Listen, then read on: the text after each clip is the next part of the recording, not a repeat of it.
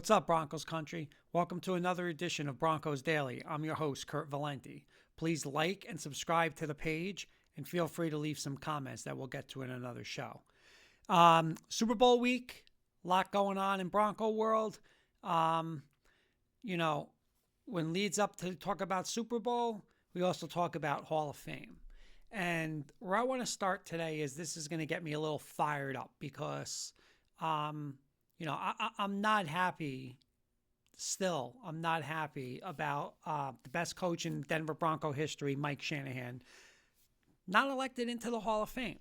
Now, I know there's been a lot of discussion recently about the Bill Belichick and Robert Kraft, and we'll get to the Belichick thing where one of the best, if not the best, coaches in the league, but he did not get in, supposedly because of, wins and losses and stuff like that. It's what he did, the cheating scandal and all that. But when it comes to Mike Shanahan, right? Like, an hour Mike Shanahan, the best coach that the Broncos in Denver Bronco history, 170 wins and 130 losses, 14th most wins in the NFL. Okay. 138 and 86 as our Denver Bronco head coach. Postseason, 8-6. 8 postseason wins. Not a lot of people have that on their resume. Not only a Super Bowl champion, a 2-time Super Bowl champion. Not only a 2-time Super Bowl champion, but a back-to-back Super Bowl champion. Are you kidding me? And he's still not in the Hall of Fame? Listen, I'm not going to get here and bash other coaches that have made it up before him, but there's definitely some that should not be in there before him. Not only, I know he's going to get into the Hall of Fame by what he did as a head coach, but as offensive coordinator, won another Super Bowl as the San Francisco 49er offensive coordinator on one of the best Super Bowl teams ever under George Seifert, learning under the Bill Walsh tree, but, becomes the head coach of Denver, turns that organization back around. I obviously got the 3 Super Bowls under Dan Reeves. Then we had a little, some tough times. Comes over, wins, I believe he won 4 divisions with the Broncos, 7 playoff appearances, gets the Super Bowl. The one, gets the first one. Denver never has it. Gets Elway his first and second Super Bowl. Comes back, with a 14-2 season, another back-to-back Super Bowl, and still not a Hall of Famer. I just don't understand. Do I think he'll eventually get there? Yeah, I do. I mean, he better. But how is he just not in right now? I don't get it. I don't get it. Again, look at some of the coaches that are ahead of him that got in before him. Just mind-boggling. I hope this has changed. This guy, not only what he did as his head coach in his tenure, but look now, right? If you look now of, the Shanahan tree and the Shanahan offensive philosophy, right? Obviously, you have his son Kyle. You got McVay, LaFleur. How many people are still running in 2026 the Shanahan offense, right? So could he coach today? Yeah, absolutely. Why? Because you're seeing it. All his offense is in the NFL right now. So, it's just how not only what he did, but from everybody the people who took from him and what they're doing now and how successful, again, McVay winning a Super Bowl, Kyle getting to Super Bowls, LaFleur winning championships. And, how much of the league is still running a quote-unquote Shanahan offense. So, listen, this has to get done sooner than later. I hope it's next year. It's just crazy that this guy's not in it right now. At least he's in the Bronco Ring of Fame. That's good and dandy. But, hey, let's get this guy where he belongs. He belongs in Canton, Ohio. He belongs with the best. He's one of the best coaches ever out there, the best that'll ever, okay? I mean, listen, I hope I'm wrong and Sean Payton can make me eat my words on this, but he's going to go down as the best Bronco coach of all time. Let's get this guy into Canton Hall of Fame where he belongs, right? So, hey, Mike Shanahan for the Hall of Fame. Let's get it done. Topic number 2 tonight is, you know, the Joker. Okay? The Joker, Evan Engram. There was nobody maybe more excited than me last offseason when I saw that tweet from Adam Schefter that said Jacksonville Jaguars are releasing Evan Engram and the Denver Broncos are a candidate to go get him. Then the tweet came out. The Broncos and, Evan Engram are in agreement. Sean Payton gets his quote-unquote the Joker. Well, things did not go the way I thought a lot of Broncos country thought. I think Sean Payton thought. Maybe the Broncos offensive coaching staff thought. Evan Engram, 50 catches, 461 yards, and only 1 touchdown. Not terrible numbers, right? I mean, not going to say, he had a terrible season, but he didn't have that quote-unquote Joker season, right? So my question is, was it one and done? Should they get rid of him or should they bring him back? I'm going to go, and I'm all in on this with bringing him back, but not as the number 1 tight end. Again, just like I said with the running backs and just like I'm going to say with the wide receivers, this is a position that needs to be upgraded. I don't know if you want to call it a 1, a 1A, whatever, but I want to upgrade this position. So I want to have him along with, another legit tight end. We'll just throw some names. Kyle Pitts, Atlanta Falcons. Isaiah Likely, Baltimore Ravens. I mentioned this on another show. Trey McBride, Arizona. If Arizona wants to trade it, listen, I am on that phone. I am asking you what you want and bringing Trey McBride home.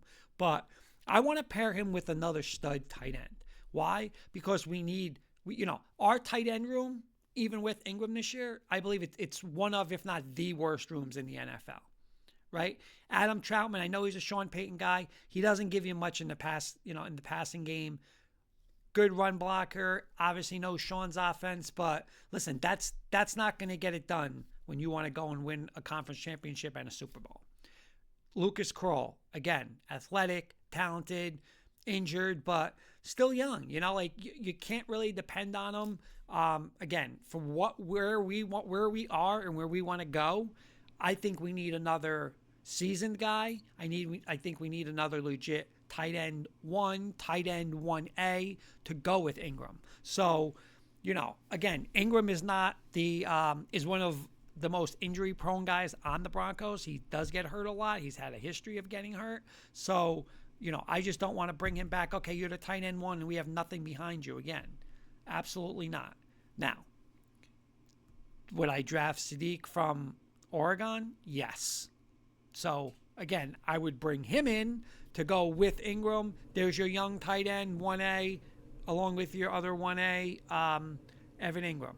I'm bringing him back. I still think, again, if we get a better run game, if we get more receivers, more weapons, that's going to open it up more for Evan Engram, right?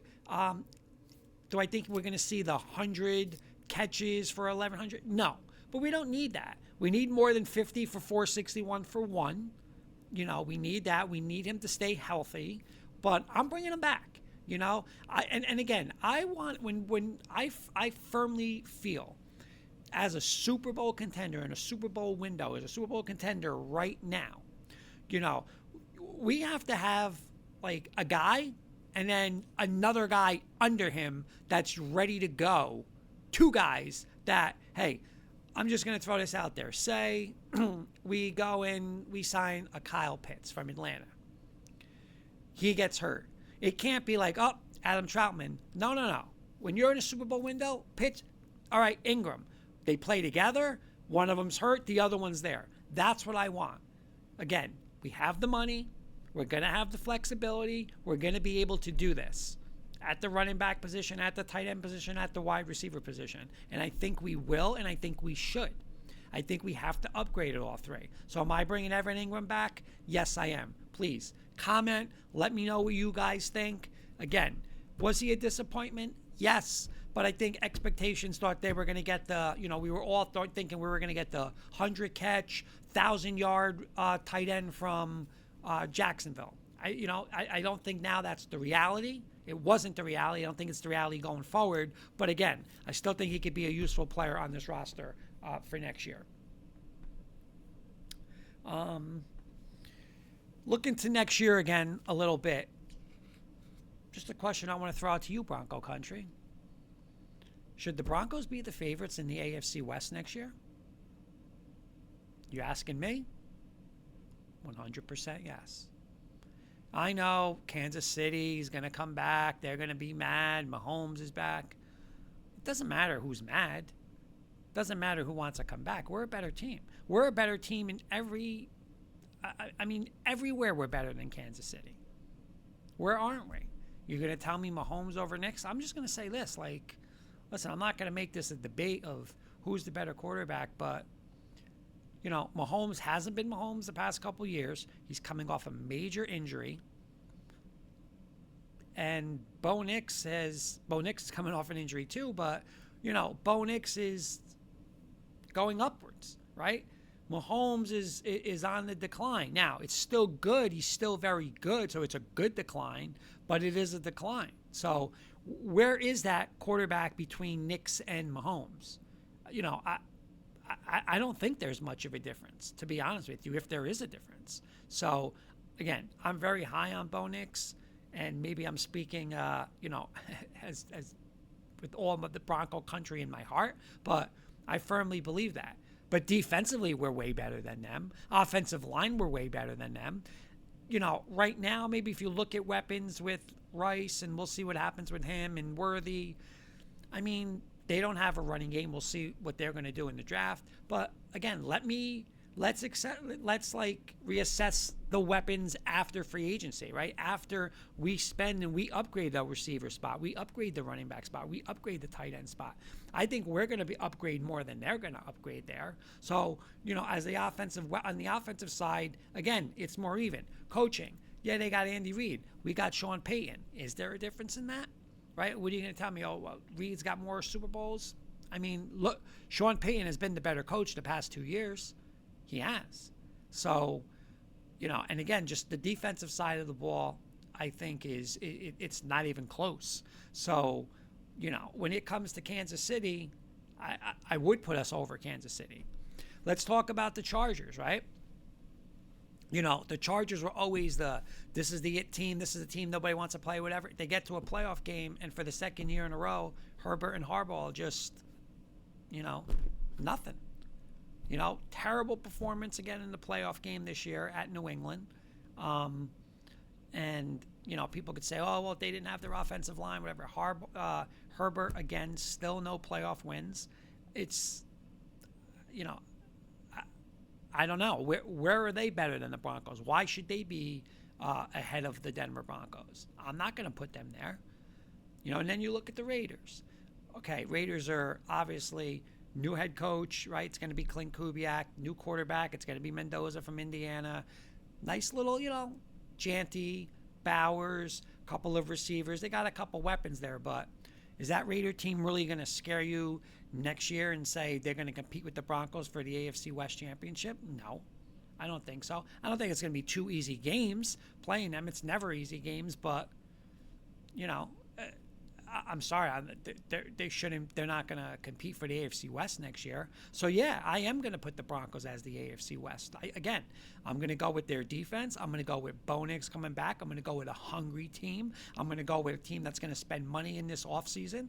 We're going to fix a lot of our issues with the weapons on offense. So, yeah, I am going to put our Broncos, Bronco country. I think our Denver Broncos should be favorites in the AFC West. What do you guys think? Again, leave your comments. I'll answer your comments in another show. But, right now, I'm sorry. I'm going to go Broncos.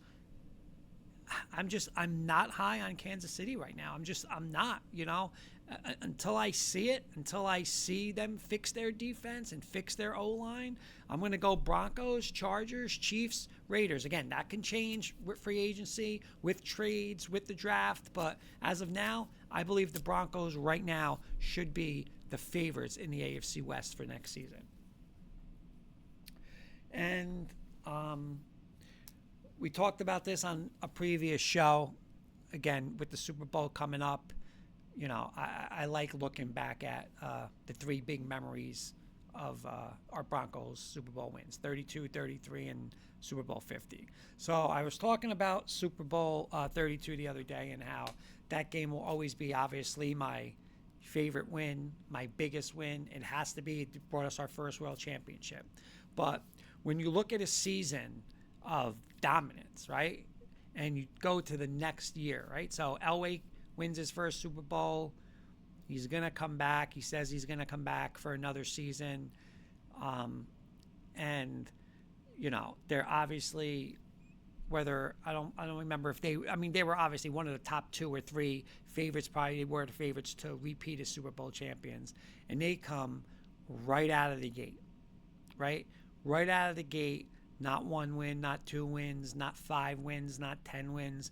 They start right out of the gate 13-0. And the talk of the town was, can this team go 16-0? There's 16 games back then.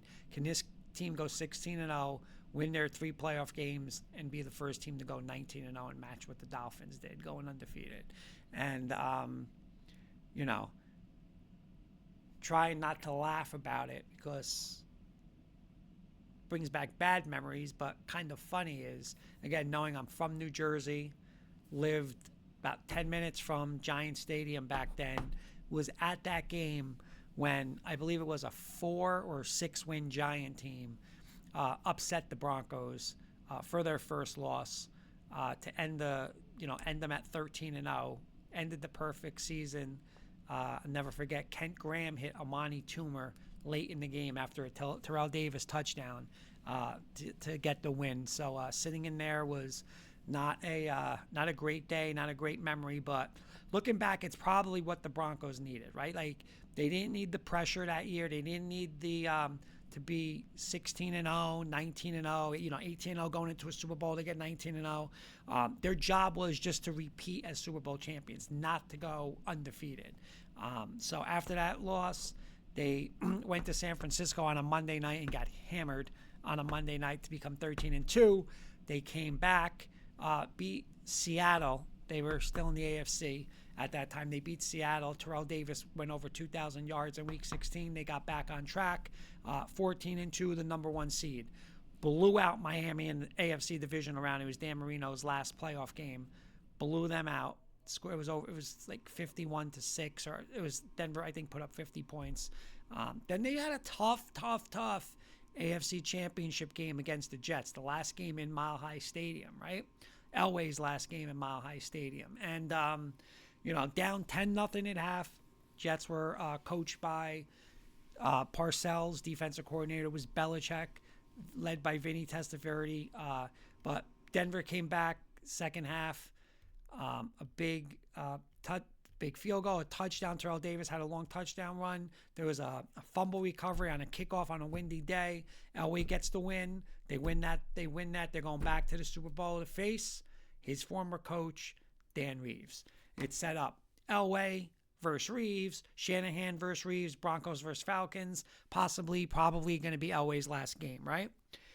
The funny thing was the Broncos were 14-2, and I believe the Vikings were, I'm not sure if it was 15-1 or 14-2, but it was supposed to be this electric Viking team versus this electric Bronco team, and the Falcons upset the Vikings in the NFC Championship. So the Broncos headed into the Super Bowl as heavy favorites against the upstart Falcons.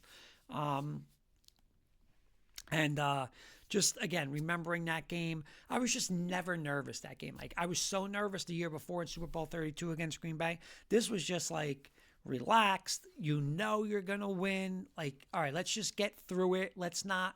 The first Super Bowl was like, oh my God, we did it. Like, oh my, we finally did it. This Super Bowl was just like, like, we did what we're supposed to do. We didn't blow it. Okay, are we going to three-peat? And, this game started off Atlanta driving down. I remember Romanowski with a big sack, set up to, down 3-0. Broncos drive right down. They lost Shannon Sharp, if you guys remember. Shannon Sharp was talking all week with one of the Falcons D-backs, and that D-back hit him not a dirty play, but hit him the way Sharp landed. So Sharp was really much on our first possession, and he was done for the game. So we lost Shannon Sharp. We had Chamberlain as our backup tight end. But Howard Griffin, 2 touchdowns that game. Obviously decoyed Terrell. Terrell still had his 100. But Elway threw over 300 yards. Everyone's going to remember that big strike to Rod Smith off of a missed field goal by the Falcons. I believe it was a 34-19 win. Broncos defense had, I think, 2 or 3 interceptions and back-to-back. And what a feeling.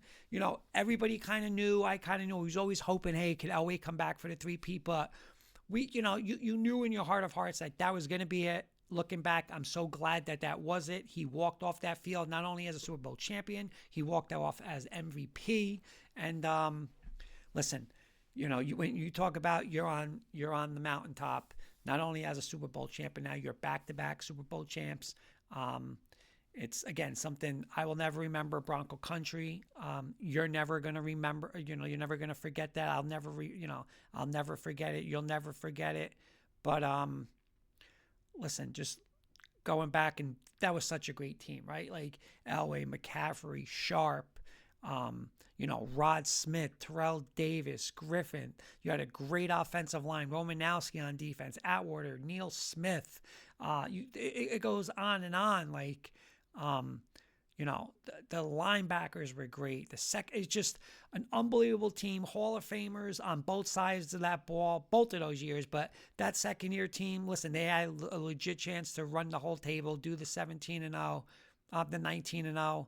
But looking back, like I said, it took pressure off them. And I think seeing a couple interviews, they said the same thing. Like, they didn't want that pressure. They just wanted to win the Super Bowl. And they just went on a historic run in the postseason. Terrell Davis was just phenomenal. Every game, 100 yards. And, the rest is history. So one of the best teams, I believe, to go down in NFL history is that Super Bowl 33 team, 34-19 over Atlanta. Back-to-back Super Bowls. And again, just looking back, it's great. I love watching the highlights, watching the game. Every now and then I'll throw that game on. And again, another game I just remember like it was yesterday. So hopefully, hey, like I say on all the shows, like I want that feeling again. We'll talk about one more that we won, on the next show. But again, I want another one soon. And I know Bronco Country wants another one soon. And we're this close. We were this close this year.